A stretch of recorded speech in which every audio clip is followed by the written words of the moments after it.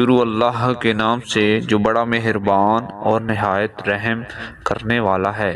ایک غریب دیہاتی بارگاہ رسالت میں آپ صلی اللہ علیہ وآلہ وسلم میں انگوروں سے بھری ایک رکابی کا تحفہ پیش کرنے کے لیے حاضر ہوا۔ کملی والے آقا نے رکابی لی اور انگور کھانے شروع کیے۔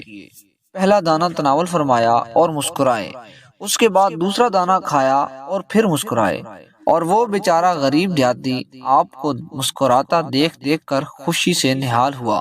صحابہ سارے منتظر، خلاف عادت کام جو ہو رہا ہے کہ ہدیہ آیا ہے اور انہیں حصہ نہیں مل رہا۔ سرکار علیہ السلام انگوروں کا ایک ایک دانہ کر کے کھا رہے ہیں اور مسکراتے جا رہے ہیں۔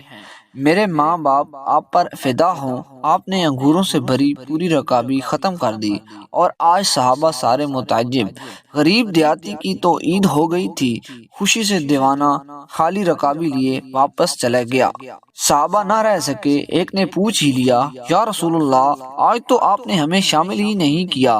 سرکار صلی اللہ علیہ وآلہ وسلم مسکرائے اور فرمایا، تم لوگوں نے دیکھی تھی اس غریب کی خوشی، میں نے جب انگور چکھے تو پتہ چلا کھٹے ہیں، مجھے لگا کہ اگر تمہارے ساتھ یہ تقسیم کرتا ہوں تو ہو سکتا ہے کہ تم میں سے کسی سے کچھ ایسی بات یا علامت ظاہر ہو جائے جو اس غریب کی خوشی کو خراب کر کے رکھ دے۔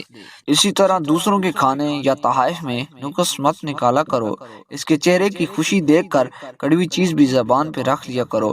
یہ میرے اور آپ کے کریم صلی اللہ علیہ وآلہ وسلم کی پسندیدہ سنت ہے، اور بے شک آپ اخلاق کے بلند ترین درجہ پر ہیں۔ صلی اللہ علیہ وآلہ وصحبہ وسلم۔ صدق اللہ العظیم۔